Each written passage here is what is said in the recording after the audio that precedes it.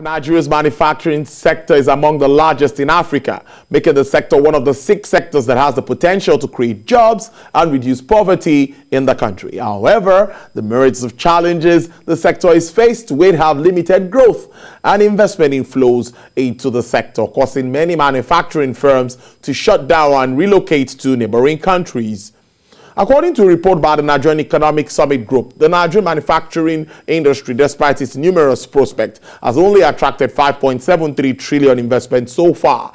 The report also shows that the major reason the manufacturing sector has not attracted significant investment when compared to those of other countries is policy and regulatory incentives and inconsistencies, frequent reversals of government policies on importation, lack of implementation of provisions in the national policy documents, and regulatory lapses, amongst others. As a matter of fact, infrastructural deficiency in Nigeria has made it difficult for manufacturing sector to have an appreciable return on investment, as epileptic power supply, high energy costs has hindered the production capacity of the manufacturing companies, thereby limiting local, regional, and global competitiveness. I introduced him earlier. He is the chairman of Boulos Group, as well as the chairman of Motor Vehicle and Miscellaneous Group of the Manufacturers Association of Nigeria. Mr. Robert Ugbaja joins me live via Skype to discuss this. Good afternoon, and thank you very much for your time, Mr. Ugbaja.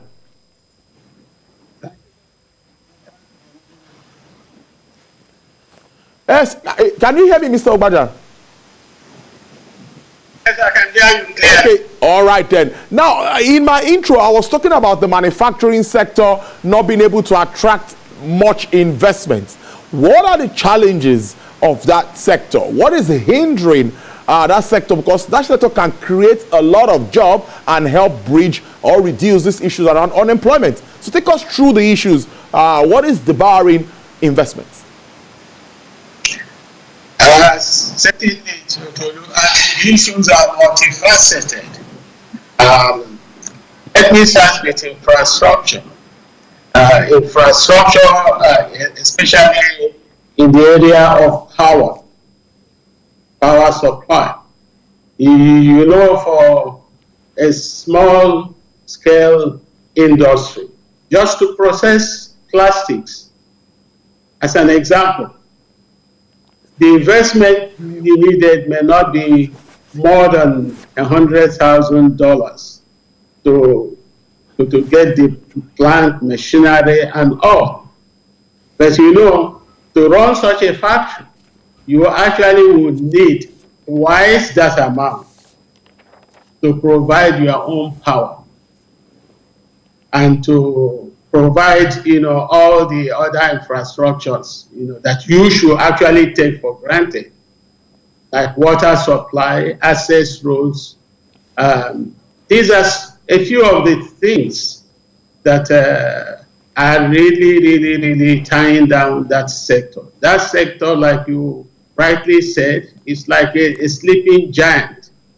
All that is needed is to rouse it up, and then it will do what it's supposed to do. So I think the number one is power. So today, also, capacity utilization is seriously affected by, you know, lack of basic raw materials.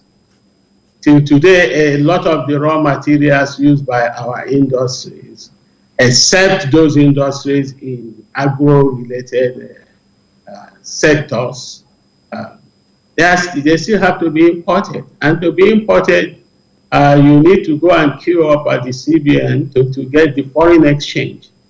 And today, scarcity of foreign exchange has become a major factor. These and all other factors, inconsistency in policies. You have several policies in the industrial development policies They come up and midstream, they are reversed. Yeah, so you find it difficult for any investor to actually come in with confidence to invest his money. So these are a few of the things that are affecting the manufacturing sector. Let me follow up with the issue of forex. Forex remains very important. We hear stories of even backlogs for manufacturers waiting to import to get forex, and they have to now source from the black markets at times. And of course, this will fall back on those of us that will buy all of these products. How has this forex scarcity affected business in its entirety? Let's stay on it for some time. It has affected it very, very seriously. Okay.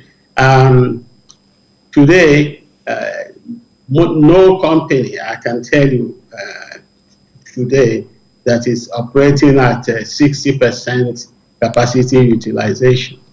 The average capacity utilization as at today stands between 48% and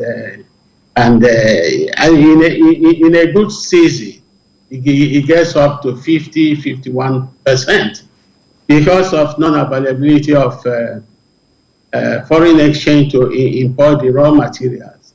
Now, what happens? The typical experience today is that when you bid every fortnight for your foreign exchange from the CBN, you bid for, say, $1 million. What happens is that after 2 weeks, you probably will get about 25% of what you have bidded for. And on that invoice, that means you will need to go back and bid again after 2 weeks. And then maybe you get another 25%. So it takes really, sometimes our experience is that sometimes it takes up to 4 months, 5 months, just to keep on bidding to get the foreign exchange to cover an invoice. Then before you start the process of placing, importing the goods, establishing the LCs, and then you have a lead time for whoever manufactures the raw materials to prepare them and send to you. And a typical example, if you are importing your raw materials from Asia, it will probably take the lead time from the day your principal there receives your letter of credit to the day you receive the goods. It takes about 3 months. So you can imagine almost half of the year is gone while you are trying to import just some raw materials on one invoice. And meanwhile, you have the problem that you borrowed more money from the banks. The banks are not going to wait for you that you are expecting your raw materials. It's assumed that they've lent you the money, and right from that date, the interest starts running. And at the kind of interest rates prevalent today for manufacturing, it's a miracle how companies, manufacturers survive it. Okay, for traders, yes, it could work a bit, but for manufacturing, the kind of interest rates, commercial bank rates that we are paying today is also a hindrance to manufacturing. So the situation is still very, very serious. A lot of the companies have shut down because it's taking them, well, if they don't have the raw material, basically they cannot work. And this is the reason why you find some of the companies leaving Nigeria to go to other territories where they can take power for granted. Power will always be available. If the guy is setting up a business, he doesn't need to invest big money in buying power systems, generators, transformers, and all that. Those things are taken for granted in other clients. But that's not the situation here. Here you have to provide that power. And also you have also to run the power system, the generators, the fueling. You know how much it costs for a liter of diesel today. And most companies today, I can tell you, they run probably, the average, the data we have, average, most companies run at not less than 60% on power generators. And then the other percentage, smaller percentage, they draw from public power supply. So it is really, really very difficult to be a manufacturer in this environment. Indeed. Now you also have other challenges, issues of multiple taxation. All manner of agencies will come to you, from the local government, from the state government, from the federal government, and they come for almost the same purpose. On the environment, you have people coming from the federal, and the kind of fees that we are being made to pay. You can imagine that you pay to the states, you pay to the central government, and even the local authorities, they can. And it seems because manufacturing companies are very visible. They are not like the traders who you don't see most often. So everybody takes the manufacturer as a cash cow. The local government needs revenue, they come to manufacturers. The state governments, of course, they do. Federal, same. All these agencies, and they come. These agencies are doing less of regulatory functions these days, more of revenue generations. And these are the companies that are working under epileptic conditions. They produce today, for next 2 months, they are closed because they don't have the raw materials. They are waiting to accumulate foreign exchange from bidding, so getting more raw materials. It's tough. It's really tough. Let me ride on your submission and ask you this, Mr. Ugbaja, that we've talked a lot about backward integration. I know it's not that easy, to adopt this, but how well are some manufacturers that can, of course, source materials here, how well are they taking advantage of this? Where are we with regards to backward integration? So the issue of backward integration is like different strokes for the different companies. Now, if you are a typical company, let's say in food and beverages, you are making breakfast cereals, or you are making other, yes, backward integration for you makes a lot of sense. And in terms of implementation, it's much easier to implement for those sectors, because take example again of food cereals. You need maize. We have farmers here. You have maize farmers. There are companies that have set up their own farms in the process of backward integration. And there are also some companies that have retained farmers, as they finance them and they produce, they take off from them whatever they produce. Yes, for them, it's working. It's working for companies, for such companies. Those are companies in areas where Nigeria has a comparative advantage, especially in the area of food processing of other agricultural products, and so on. But if you are a company that is manufacturing steel,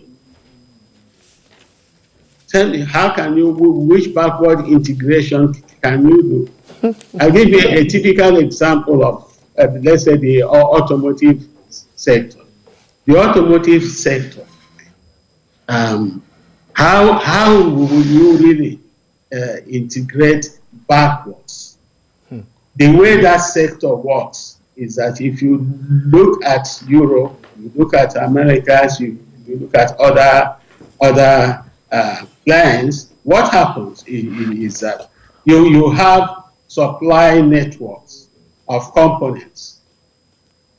So somebody who manufactures the clutch, or manufactures the engine, all the assemblers, all the automotive companies do is actually to collect from this pool of this supply chain, collect from them, and then put together, and they can work. But the automotive sector here, for example, is impossible. How can you integrate backwards? Are you going to manufacture your own pistons, your own propellers, your own lamps, your own electricals, and all that? It's impossible for them. For them, it's difficult and almost impossible, unless, of course, the industrial policy changes, and it changes and becomes like what you have in other countries, in other areas of the world, where you start, first of all, you have a good network of component manufacturers. You buy your tires from somebody, you buy your batteries from somebody who manufactures the batteries, then you buy other components, and that's how it works. That was why, during the discussion of Brexit in UK, the automotive sector was a bit nervous until they retained. Of course, they still have the trading links with Europe. All the companies, Nissan in UK and all that, all the parts don't come. They are not producing implants. Nobody produces implants. So to talk about backward integration, yes, it makes sense and it's working. And the manufacturers are not shying away from it. They're investing. But these are in areas, like I said, where we have the comparative advantage, especially in agro-related areas.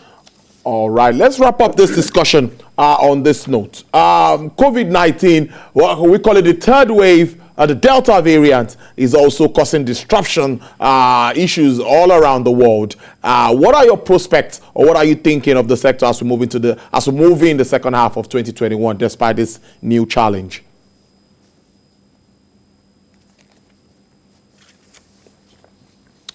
Mr. Ugbaja, can you hear me? Yes, I can hear you now. Okay, I said as we move on in 2021, despite the Delta variant of COVID-19, which is also sending shivers down our spines, what is your projection for Nigeria's manufacturing sector as we move on in 2021? Well, there is a kind of recovery taking place. Capacity utilization is gradually coming back, is improving, and will continue to improve if the other factors like availability of foreign exchange inavailability of foreign exchange does not get worse. It will continue to improve. Well, relating this to COVID, it's just to keep our fingers crossed to see what happens with the vaccination programs. Okay. Because the vaccination program would definitely help to stabilize the rate of infection, reduce the rate of infections. If we are successful in vaccinating a greater number of people, then it will be good for the economy.